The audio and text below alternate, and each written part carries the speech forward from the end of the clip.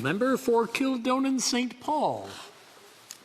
Monsieur le Président, en 2018, une femme dans les forces armées canadiennes a porté des allégations de conduite sexuelle contre le plus haut gradé de l'armée.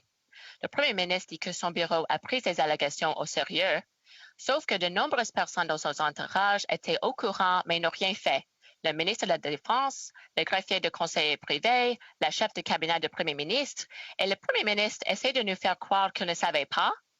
Est-ce qu'elle était au courant des allégations, oui ou non? Très honorable Premier ministre. L'honorable députée se trompe dans ce qu'elle est en train de dire, parce que le comité a entendu de multiples témoins pendant 3 mois, y compris des fonctionnaires non partisans, dire que les détails de l'allégation étaient inconnus. Le dossier est clair. Le secrétaire adjoint du cabinet a témoigné, et je cite, « Je ne disposais même pas d'informations sur la nature de la plainte ou de détails qui auraient permis de prendre des mesures supplémentaires. » L'ancien médiateur a témoigné devant la commission qu'il ne pouvait fournir aucun détail. Il a déclaré « J'ai mené l'enquête aussi loin que possible avec l'autorisation du plaignant. C'est pour ça que nous avons besoin d'un meilleur système. » L'honorable député de Kildonan St. Paul. Monsieur le Président, quand une femme porte plainte pour harcèlement sexuel, il ne devrait pas y avoir de mauvaises portes. Elle devrait être écoutée et se sentir en sécurité. Mais le Premier ministre a échoué. Est-ce qu'elle peut s'imaginer ce qu'une femme ressent quand elle se fait harceler par son supérieur et elle se fait complètement ignorer quand elle ose en parler? C'est un cauchemar, Monsieur le Président. Est-ce que le Premier ministre est conscient du message qu'il envoie aux femmes qui se sont fait harceler sexuellement? Sait-il, Monsieur le Président? Honorable Premier ministre. Monsieur le Président, nous l'avons dit depuis le début. Nous allons être là pour appuyer, pour écouter, pour offrir des ressources à toute personne qui s'avance avec des allégations d'inconduite sexuelle ou d'harcèlement.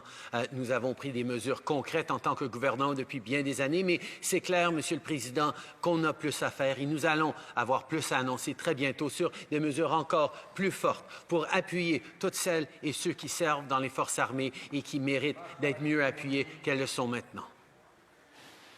L'honorable député de Kildonan St. Paul. Monsieur le Président, le Premier ministre et son gouvernement affirment sérieusement n'avoir aucune tolérance envers le harcèlement sexuel, mais ils ont donné une augmentation de salaire au General Vance après les allégations. Ça semble être la manière de faire dans le Old Boys Club, et en tant que femme, je trouve ça très décevant. Le Premier ministre échoue envers les femmes qui croient en son gouvernement féministe. Comment peut-il se dire féministe quand il échoue auprès des femmes dans nos forces armées? Comment, Monsieur le Président? Le très honorable Premier ministre.